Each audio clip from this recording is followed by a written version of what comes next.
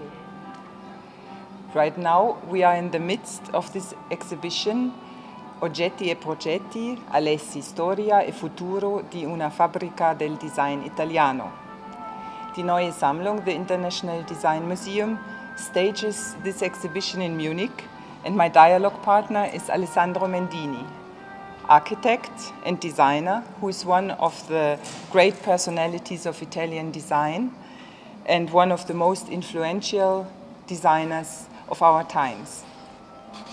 Alessandro Mendini, you are the curator of this exhibition, which was realized in cooperation between the Neue Sammlung and Museo Alessi in Cosinallo. Why are you the curator of this exhibition? I mean, what is your connection to the company Alessi and its president Alberto Alessi? When and how did this start?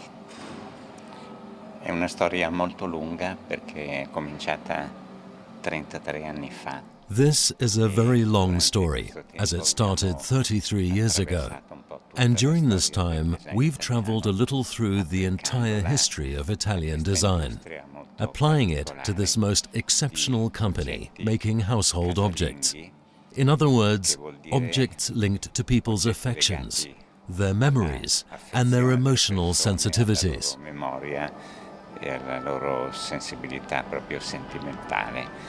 So the title of this exhibition is Objects and Projects, Oggetti e progetti. One part are objects made by this famous family company in Italy for tableware and household products. Is it a historical exhibition? Is it only a look back?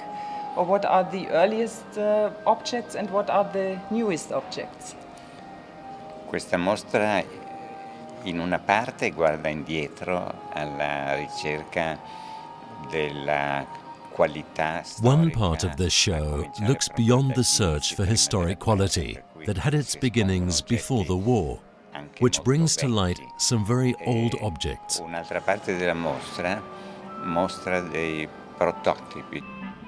And another part of the show looks at the products, with each of these examining a certain type of possibility of moving towards a project for the future, while being very aware of all of the problems relating to ecology, financial savings, conservation of energy, and aesthetic and anthropological concerns.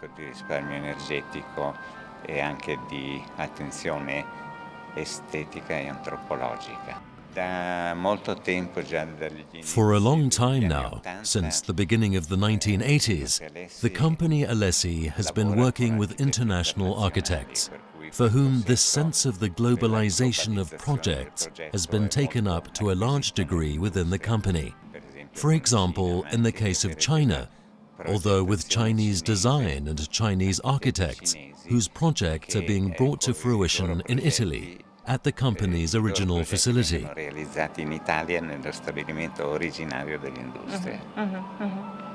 So when I look around, I see a lot of things, very rich impressions. Some things are funny and emotional, others are functional, some look very strange. I can see family photos in the Paternoster behind us.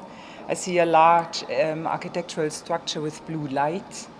I see a merry-go-round. I see something like a blue sculpture. I see paintings from African artists. So could you explain the structure of this exhibition? Fra l'altro, tutti gli elementi espositivi, cioè le vetrine. All objects seen in shop windows are also the result of previous exhibitions. And so we have a type of Alessi exhibition of exhibitions. Esposizione delle esposizioni di Alessi. I come back to the exhibition and ask what is the connection to the Neue Sammlung as a design museum? Did it influence the ideas about this exhibition, the huge collection we have and the large permanent exhibition that somehow makes the introduction to this?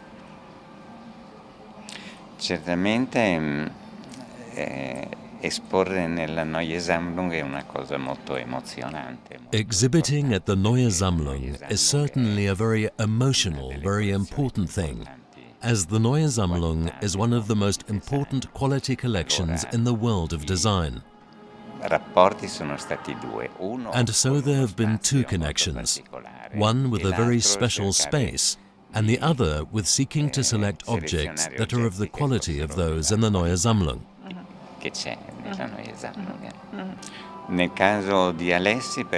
In the case of Alessi, for example, over the last 10 years, 2000 to 2010, talk of eclecticism comes to mind, as a number of paths and designers that were really very different from its own were experimented with, each of which had their own types of problems with regard to exhibiting.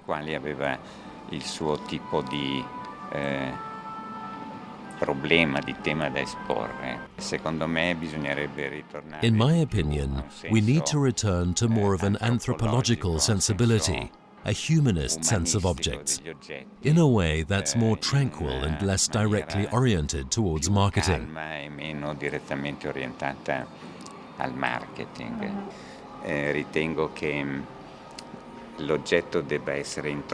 I believe that an object should be introduced as part of a story, the story of the object and how it lives with other objects, possibly well, and how it lives with the people that own it, possibly well.